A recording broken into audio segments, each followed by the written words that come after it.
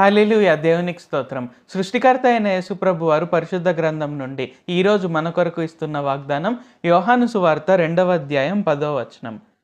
ప్రతివాడును మొదట మంచి ద్రాక్షారసంను పోసి జనులు మత్తుగా ఉన్నప్పుడు జబ్బు రసము పోయెను. నీవైతే ఇది వరకును మంచి ద్రాక్షారసం ఉంచుకొని ఉన్నావని అతనితో చెప్పెను. సో ఈరోజు వాగ్దానం కనుక చూసుకున్నట్లయితే ఈ సిచ్యువేషన్ యాక్చువల్గా యేసుప్రభు వారు ఈ భూమిపైన మొదట చేసినటువంటి అద్భుతం. అంటే ఆయన మనుష్య రూపంలో పుట్టిన తర్వాత చేసినటువంటి మొదటి అద్భుతం అనమాట. అంటే కానా విందులో ద్రాక్షారసం అయిపోయినప్పుడు ఆయన నీటిని ద్రాక్షారసంగా మారుస్తాడు.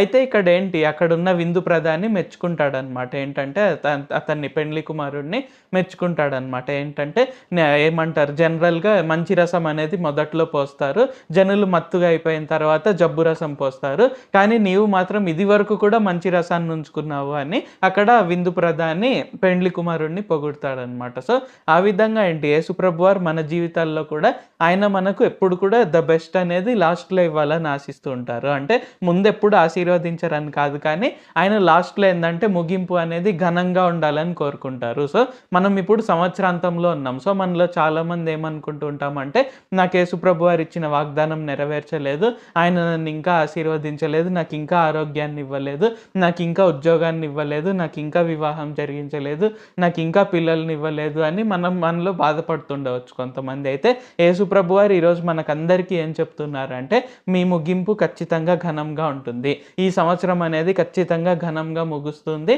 ఎందుకంటే ఆయన ఎలాగైతే నేను నీటిని ద్రాక్షారసంగా మార్చి అత్యంత రుచికరమైన ద్రాక్షారసాన్ని చివరిలో అయితే ఎలాగ నేను వారికి ఇచ్చానో, అలాగా మీకు కూడా ఈ సంవత్సరం ఖచ్చితంగా గొప్పగా ముగిస్తుంది, ఘనంగా ముగిస్తుంది. మీరు ఖచ్చితంగా ఇది మీ జీవితాంతము, మీ తరతరాలు గుర్తుండిపోయే విధంగా చేస్తాను అని యేసుప్రభు వారు ఈరోజు మనకందరితో మాట్లాడుతున్నారు. కాబట్టి మనం చేయాల్సిందల్లా ఏంటంటే, ఆయన పైన ఉన్న నిరీక్షణను, ప్రేమను, విశ్వాసాన్ని కోల్పోకుండా మనం ఆయనను వెంబడిస్తూ, ఆయనకు ప్రార్థన చేస్తూ, ఆయనతో సమయం గడుపుతూ మనం ముందుకు సాగాలి. అలాగ చేసినట్లయితే ఖచ్చితంగా ఆయన ఈ సంవత్సరాన్ని ఘనంగా ముగిస్తారు.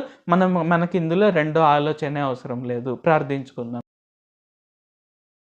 ప్రభువా, దేవా, సర్వాధికారి, మాకు ఇంకొకసారి ప్రార్థించుకునేందుకు అవకాశం ఇచ్చినందుకు వందనాలు తండ్రి.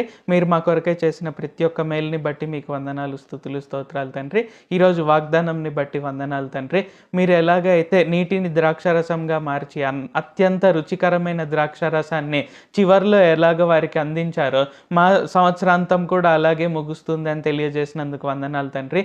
ఇంకా సంవత్సరం చివరిలో ఉన్నాము, వాగ్దానాలు నెరవేరుతాయో లేదో అనే భయం లేకుండా ముగింపు ఎప్పుడు ఘనంగా ఉంటుంది అనేది మేము గుర్తుంచుకొని, ఆ విధంగా మీ పైన నిరీక్షణతో, ప్రేమతో, విశ్వాసంతో మేము ముందుకు సాగుటకు సహాయం చేయండి. దేవా, ఈ ప్రార్థనలు ఎవరెవరైతే పాల్గొంటున్నారో ఖచ్చితంగా వారికి ఈ సంవత్సరం ఘనంగా ముగించి వారి జీవితాల్లో మొత్తంలో అలాగే తరతరాలు గుర్తుండిపోయే విధంగా ఆశీర్వదించండి.